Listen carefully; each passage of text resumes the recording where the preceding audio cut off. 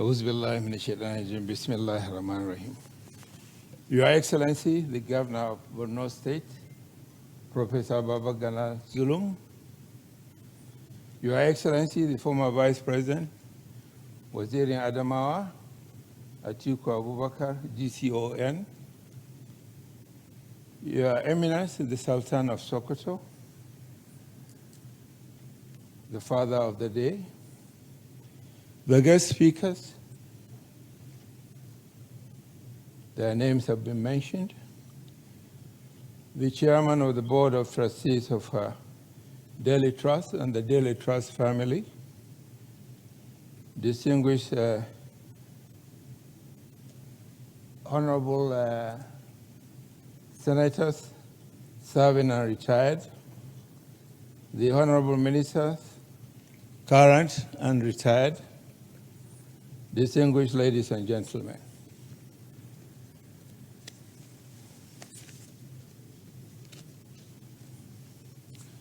Let me first thank the organizers of this very important event for finding me worthy to serve as the chairman for the second time, as said by the chairman who spoke just now.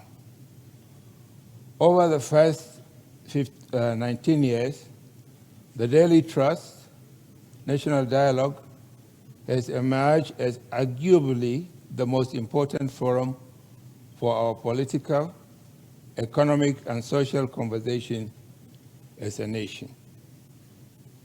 Each year, in January, the Daily Trust Dialogue affords us a welcome opportunity to talk to one another and reflect on the most important issues that affect us all as a nation without rancor and partisanship. Let me also thank Madam Ifoku, Dr. Kabiru Adamu, Murtala Rufai, who today will talk to us about 2023, the politics, economy, and insecurity in Nigeria. On many occasions, our statesmen and women have used this opportunity to speak to the nation and the world, to speak to the leaders and the people about the things that hold us together as a country and a people, and about the challenges we all face.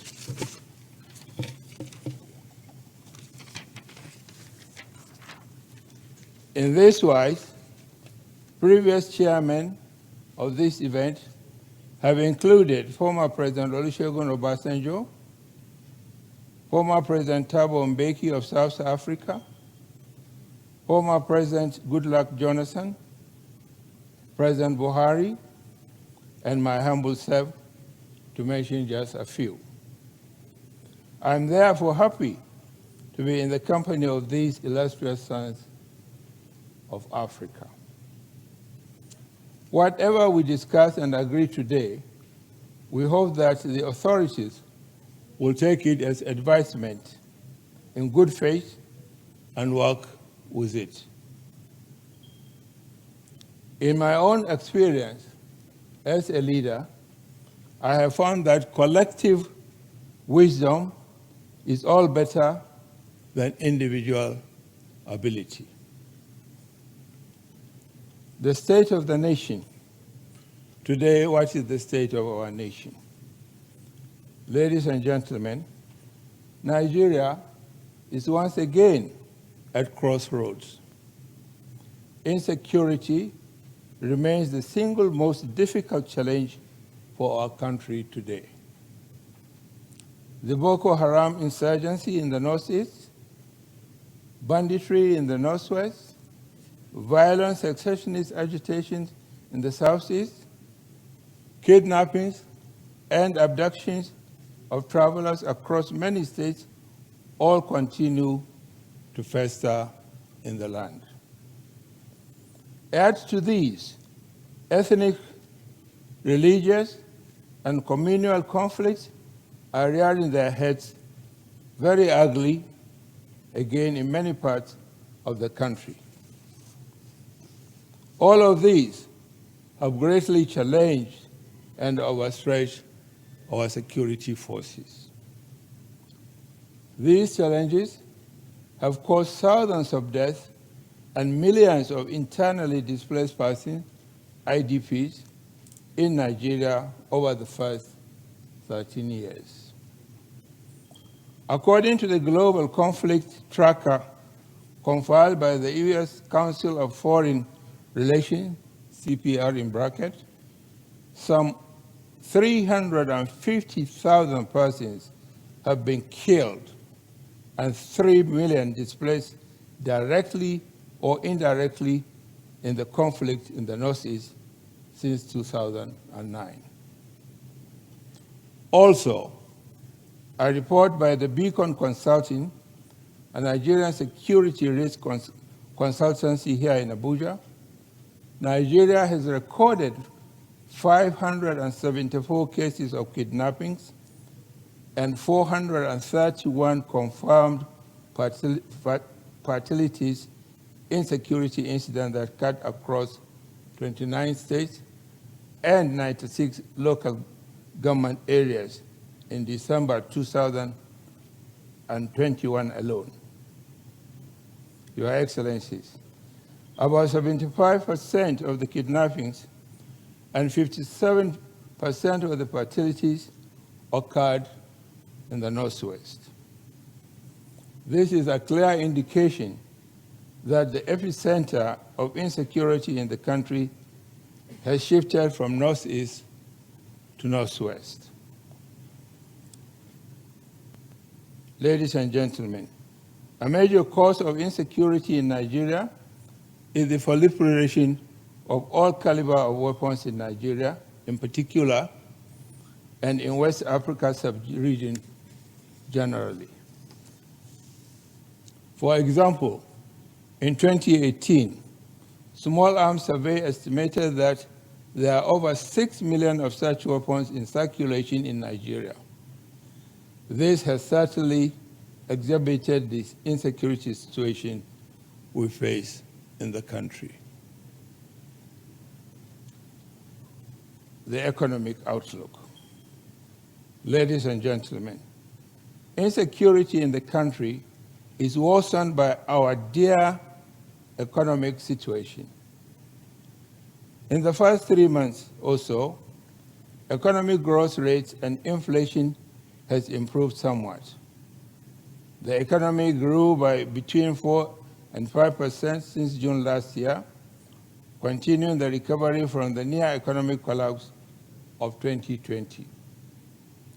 Inflation figures have also dropped to 15.4% from the 4-year high of 18.17% in March 21. All these figures I'm quoting are contained in the 2022 budget breakdown and highlights presented by the Honorable Minister of Finance, Budget and National Planning earlier this month.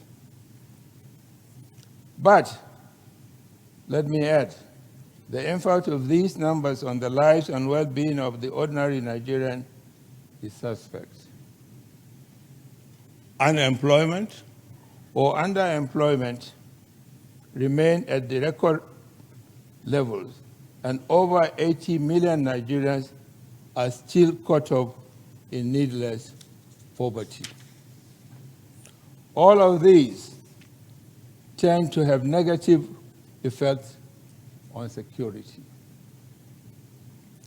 In fact, Nigeria now faces a food security crisis that is confounded by the COVID-19 global pandemic and the banditry in many states in northern Nigeria. Both of these have disrupted the fragile value chains across the country and negatively impacted the ability of Nigerians to produce, process, and distribute food. The result is a continuing rise in the prices of food items beyond the reach of many Nigerian families.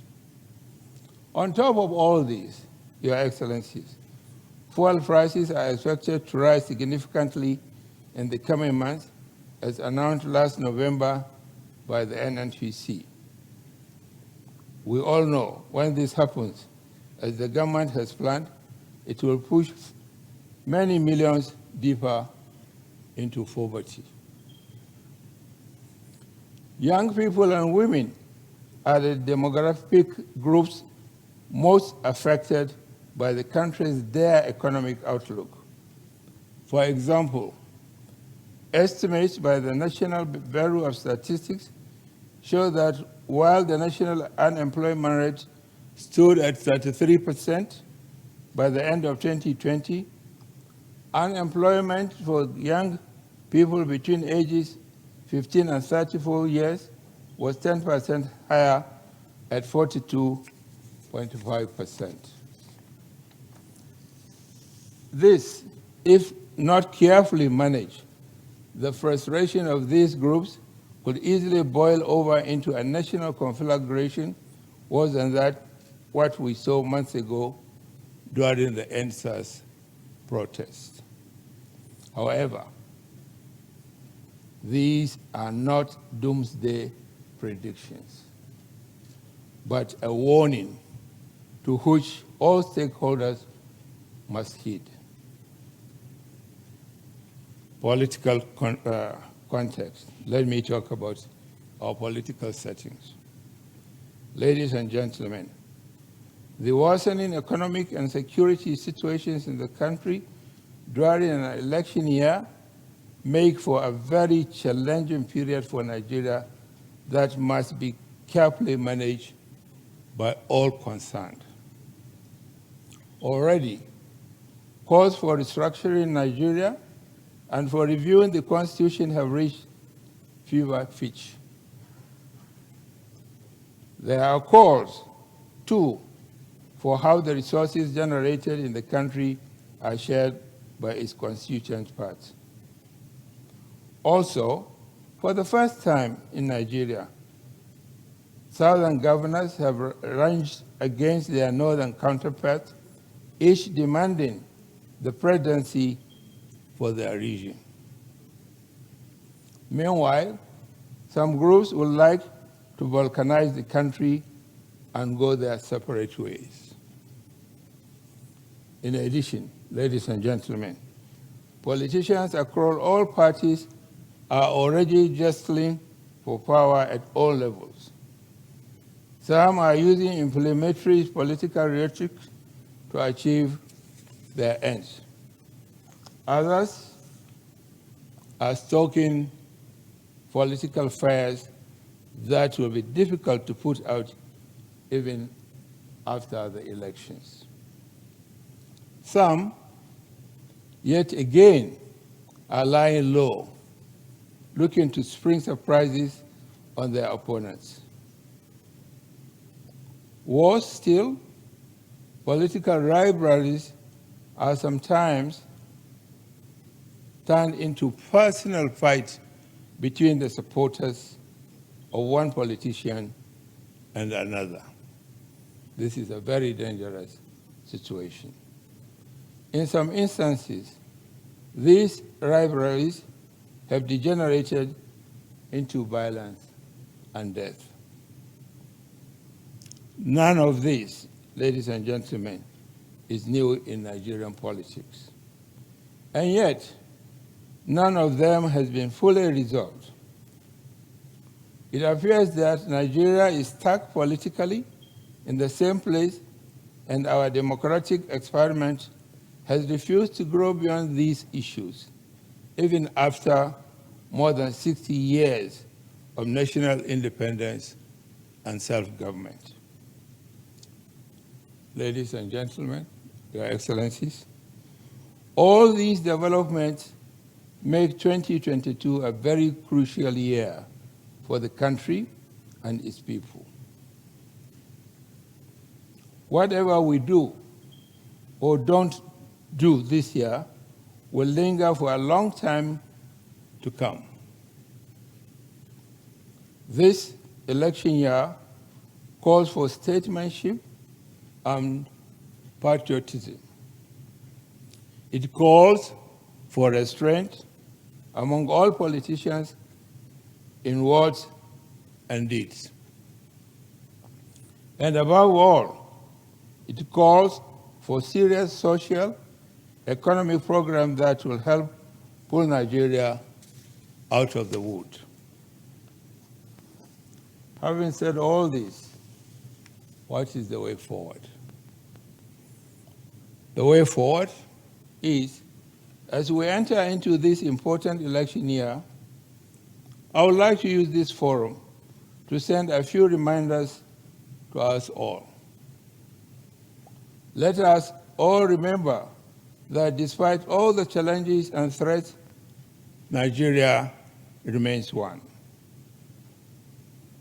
For this, we give thanks to Allah subhanahu wa ta'ala for keeping us alive and the resilience of Nigerians.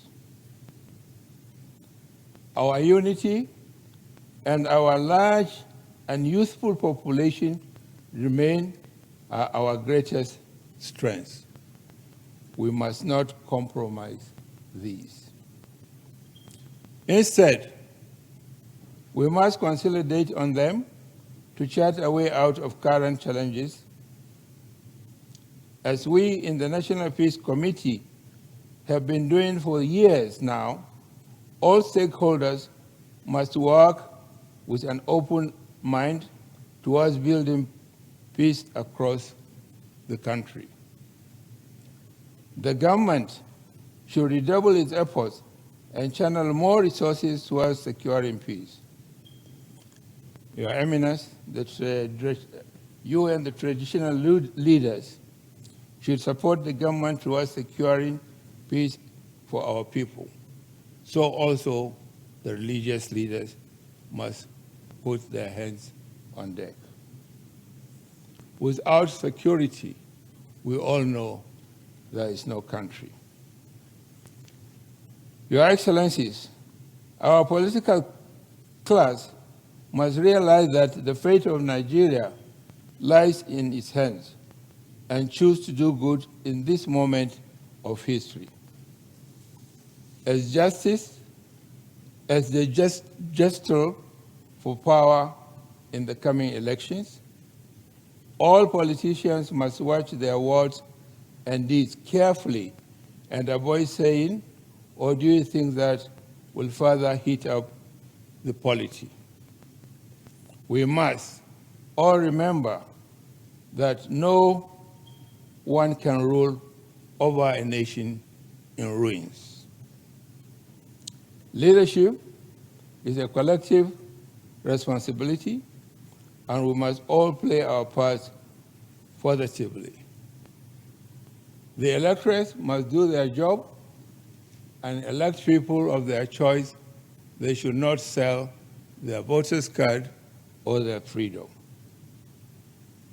Your Excellencies, in November last year, this government, through the Minister of Finance, Budget and National Planning, Dr. Mrs. Zainab Ahmed, unveiled a national development plan with an investment size of over 348 trillion naira.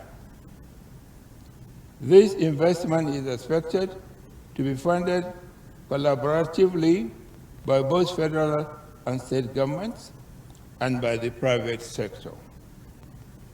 If implemented faithfully, the plan will build infrastructure all across the country, expand the private sector, develop social services like all health and education for all Nigerians, and create millions of jobs for our teeming youth over the next 5 years.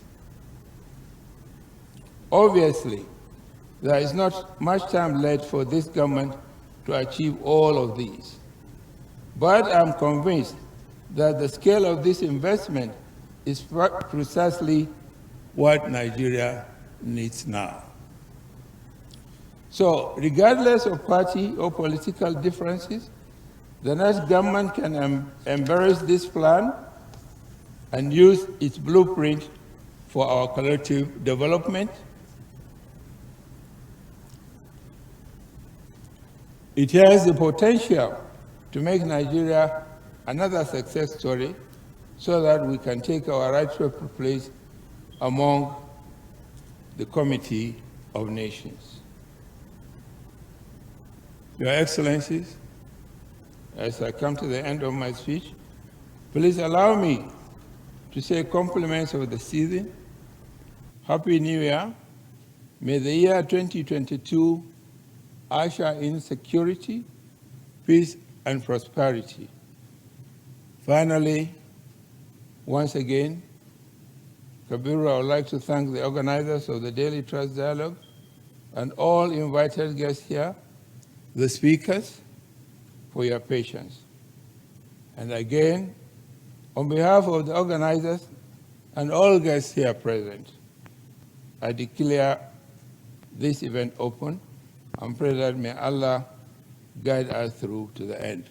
Thank you all.